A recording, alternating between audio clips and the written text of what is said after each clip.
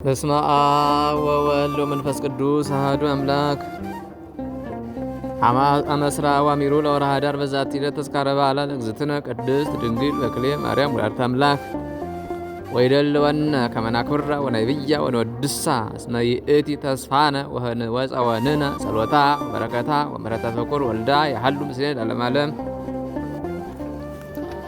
አንድ አምላክ በሚሆን በአብ በወልድ በመንፈስ ቅዱስም ኅዳር 21 በዚህች ቀን የእመቤታችን የቅድስት ድንግል ማርያም የበዓሏ መታሰቢያ ነው። በጸሎቷ የሚገኝ በረከቷም ከሁላችን የክርስቲያን ወገኖች ጋር ይኑር ለዘላለሙ አሜን። ሰላም ለኪ ማርያም እምነ ዘሰመይናኪ ጸወነ ሶበ ምርሁቅ ርእየ ዘጽላሎትኪ ስነ ለቢሶ ዳዊት ልብሰ ክብር ዘይሐይድ አይነ ቅድመ ታቦተ ሕግ ጸለየ ወአዲ ዘፈነ። በዚህችም ዕለት ከሮሚ ሀገር የሆነ ታምራትን የሚያደርግ ቅዱስ ጎርጎርዮስ አረፈ። ይህም ቅዱስ ከታናሽነቱ ጀምሮ የቤተ ክርስቲያንን ትምህርት የቀናች ሃይማኖትንም ተምሮ የእውነተኛ ክርስቲያን ሆነ። ከዚህም በኋላ የዚህን ዓለም ኃላፊነት የማታልፍ የመንግሥተ ሰማያትንም ኑሮ አሰበ። ሐሳቡንም ሁሉ ስለ ነፍሱ ድህነት አደረገ። የዚህችም ሀገር ኤጲስቆጶስ ለኤጲስቆጶስነቱ ሥራ ይራዳው ዘንድ ለመነው።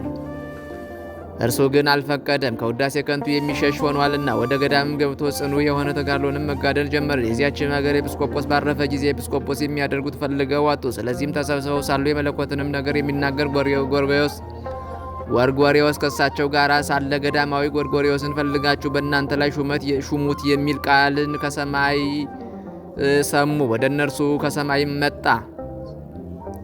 በበረሃውም ውስጥ በፈለጉት ጊዜ አላገኙትም። እየፈለጉትም ብዙ ቀን ኖሩ። እርሱ ግን በአቅራቢያቸው ይኖር ነበር። ባላገኙትም ጊዜ በአንድ ምክር ተስማምተው በሌለበት ወንጌል ይዘው በላያቸው ኤጲስቆጶስነት ሾሙት። ስሙንም የመለኮትን ነገር በሚናገር በጎርጎርዮስ ስም ጎርጎርዮስ ብለው ሰየሙት። ከዚህ በኋላ የእግዚአብሔር መልአክ ለቅዱስ ጎርጎርዮስ ተገልጠው ተነስተህ ወደ እነርሱ ሂድ፣ እነሆ በላያቸው ኤጲስቆጶስነት ሹመውሃልና አለው። ይህም ከእግዚአብሔር የሆነ ነው አለው። ያን ጊዜም ወደ እነርሱ ወረደ። የአምላክንም ትእዛዝ መተላለፍ ፈርቷልና። ባዩትም ጊዜ ወጥተው በታላቅ ክብር ተቀበሉት። የሹመትንም ሥርዓት ፈጸሙ። እግዚአብሔርም ቁጥር የሌላቸው ብዙዎች ታምራትን በእጆቹ ገለጠ። ስለዚህም ገባሬ መንክራት ጎርጎርዮስ ተብሎ ተጠራ። ከብዙዎች ታምራቱም አንዲቱ ሁለት ወንድማማቾች ነበሩ። ከእርሷም ብዙ አሳዎችን የሚያጠምዱበት ታናሽ ባሕር ነበረቻቸው። አንዱም አንዱ የኔ ናት በማለት እርስ በርሳቸው ተጣሉ። ስለዚህችም ባሕር በመካከላቸው ይፈርድ ዘንድ ወደ ቅዱስ ጎርጎርዮስ ለመሄድ ተስማሙ። እርሱም ከሁለት ተካፈሉ ብሎ አዘዛቸው። እንዳዘዛቸውም ባልተስማሙ ጊዜ ስለዚያች ባሕር እግዚአብሔርን ለመነው። በዚያን ጊዜ ባሕሪቱ ደርቃ የምትታረስ ምድር ሆነች። በመካከላቸውም ሰላም ሆነ። በእጆቹ ስለሚደረጉ ድንቆች ታምራትም ዜናው በሁሉ ሀገር ተሰማ። በጎ አገልግሎትንም ከፈጸመ በኋላ በሰላም አረፈ። ለእግዚአብሔር ምስጋና ይሁን። እኛንም በዚህ አባት ጸሎት ይማረን፣ በረከቱም ከእኛ ጋር ትኑር ለዘላለሙ አሜን።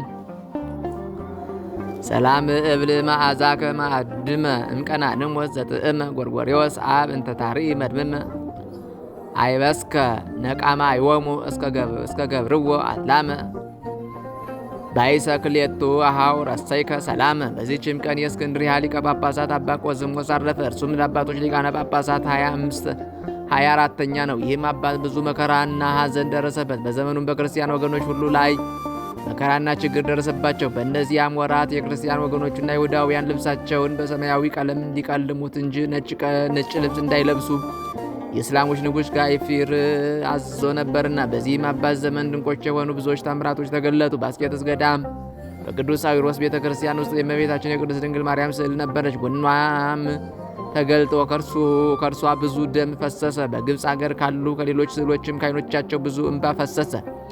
ይህም የሆነው በሊቀ ጳጳሳቱና በክርስቲያን ወገኖች ላይ ስለደረሰው መከራ እንደሆነ በመራቀቅ የሚያስተውሉ አወቁ። ከዚህ በኋላ ስለ እነዚያ የክፉ ወራቶች ፈንታ በጎ የሆኑ ወራቶችን እግዚአብሔር ሰጠው።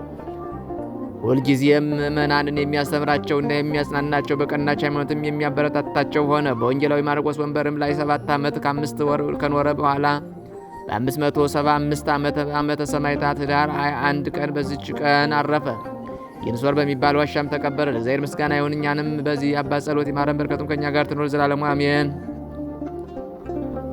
ሰላም እብል ጵጵስና ከርቷ እስከ ሰብ ኩሉ ይንእዱ ከባፋ ቆዝሞት ዘኮንከ ላይለ ሃይማኖት ጽኑዓ ጸነጽራ ሐዘነ ዘበጽሐከ ዘወዘረ ከበከ ግፍአ ስለ ማርያም ድንግል ሀዘት አንብአ። በዚችም ዕለት የስሙናይን ሀገር ሰማዕታት እልፍዮስ፣ ዘኪዎስ፣ ሮማኖስ፣ ዮሐንስ፣ ቶማስ፣ ፊቅጦር፣ ይስሐቅ መታሰቢያቸው ነው። በረከታቸው ከእኛ ጋር ነው ዘላለሙ አሜን። ሰላም ለክሙ ከዋክብት ብርሃን ዘሀገረ ስሙናይን እልፍዮስ ወዘኪዎስ ወሮማኒዎስ ምእመን ዮሐንስ፣ ቶማስ፣ ወፊቅጦር ወይስሐቅ ካህን ቤዛ ኃጥአን ኩኑነ ጻድቃን። በዚችም ደግሞ የብርሌ የብርጭቆ ሰሪዎች ልጅ የሆነ ከአስዮጥ ሀገር ቅዱስ አባት አባ ዮሐንስ አረፈ። ይህንም ቅዱስ በወለዱት ጊዜ በበጎ ተግሣጽ አሳድገውታል። የጥርብ ስራንም አስተማሩት። ከጥቂት ዘመናትም በኋላ አባቱና እናቱ አረፉ። ያን ጊዜ ወደ ቅዱስ አባ ኢስድሮስና ወደ አባ ባይሞን ዘንድ ሄዶ መነኮሰ። በጾምና በጸሎት በገድል ሁሉ ተጠምዶ ተጋደለ። ዜናውን በራቁ ገዳማት ሁሉ ተሰማ። ከዚህ በኋላ ከእግዚአብሔር የታዘዘ መልአክ ተገለጠለት። ወደ ሀገሩ ሄዶ ወገኖቹን የጽድቅን ጎዳና ይመራቸው ዘንድ አዘዘው። ቅዱስ ቁርባንንም ሳይቀበል ከበዓቱ የማይወጣ ሆነ። በአንዲት ዕለትም ሁለት ቅዱሳን አረጋውያን አባ አብዥልና አባ ብሶይ ወደ እርሱ መጡ። ገና ወደ እርሱ ሳይቀርቡ ከሩቅ ሳሉ ስማቸውን በመጥራት ሳያውቃቸው አባቶችን ለመምጣታቸው ሰላምታ ይገባል ብሎ ተናገረ። እጅግም አደነቁት። አባ ሲኖዳም ከግብፅ አገር እየመጣ ብዙ ጊዜ ይጎበኘው ነበር። የከዳተኞችም ጠብ በግብፅ አገር ላይ በተነሳ ጊዜ ንጉሥ ቴዎዶሲዮስ የላከው የጦር መኮንን ወደ ቅዱስ ዮስጦስ መጣ። በጸሎቱም ይራዳው ዘንድ ለመነው። ቅዱስ ዮሐንስም መስቀሉን አንስቶ መኮንኑን አይዞህ አትዘን፣ አንተ ጠላቶችህን ድል ታደርጋለህ አለው። እንደ ቃሉም ሆነ። ዳግመኛ በንጉሥ ቴዎዶሲዮስ ላይ ጠላት በተነሳበት ጊዜ ወደ ቅዱስ ዮሐንስ ላከ። እርሱም አትዘን፣ አንተ ጠላትህን ታሸንፋለህ አለው። ያን ጊዜም ጠላቶቹን አሸነፈ። ከዚህ በኋላ በእነዚህ አውራት ንጉሥ ቴዎዶሲዮስ የርኩሰትን ሥራ ስለሰሩ የአስጢዮን ሰዎች እንዲገድሏቸው ሀገራቸውንም እንዲያጠፉ አዘዘ።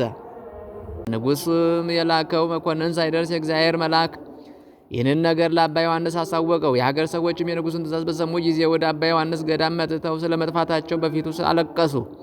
አባ ዮሐንስም አትጨነቁ፣ አይዟችሁ እግዚአብሔር ያድናችኋልና አላቸው። መኮንኑም በመጣ ጊዜ ከእነርሱ በረከትን ይቀበል ዘንድ ወደ አባ ዮሐንስ ደረሰ። አባ ዮሐንስም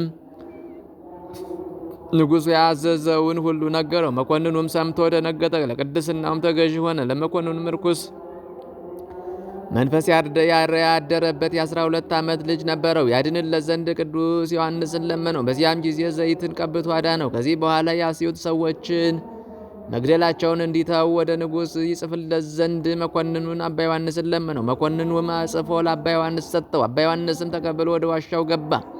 ወደ ጌታችንም ጸለየ። ብሪት ደመናም መጣች፣ ተሸክማም ወደ ንጉሡ አደረሰችው። ያን ጊዜም ንጉሥ ከማዕድ ላይ ነበረ። ያንንም ደብዳቤ ከወደ ላይ ጣለለት። ንጉሡም አንስቶ ባነበበው ጊዜ ከመኮንኑ የተጻፈ እንደሆነ በመካከላቸው ባለ ምልክት ተጽፎ አገኘው። የተጻፈውም ቃል ስለ አባ ዮሐንስ ልመና ሀገሪቱን ማጥፋትን እንዲተው የሚል ነበር። ቀና ባለ ጊዜም ደመና አየ። ንጉሡም አደነቀ። ከዚህ በኋላ ሀገሪቱን ማጥፋትን ስለ አባ ዮሐንስ ይተው ዘንድ መልሱን ለመኮንኑ ንጉሡ ጽፎ ደብዳቤዋን ወደ ደመናው ወረወራት። የተሰበሰቡትም እያዩ እጅ ተቀበለችውና ወደ ደመናው ገባች። ወዲያውኑ አባ ዮሐንስ በዚያች ደመና ወደ በዓቱ ተመለሰና በማግስቱ ያችን ደብዳቤ ለመኮንኑ ሰጠው። በላይዋም የንጉሡ ፊርማውና ማኅተሙ አለ። ባያትና በነበባት ጊዜ ደነገጠ፣ አደነቀም። ስለ ሀገሪቱ ድህነትም እግዚአብሔርን እያመሰገነ ወደ ሀገሩ ተመለሰ።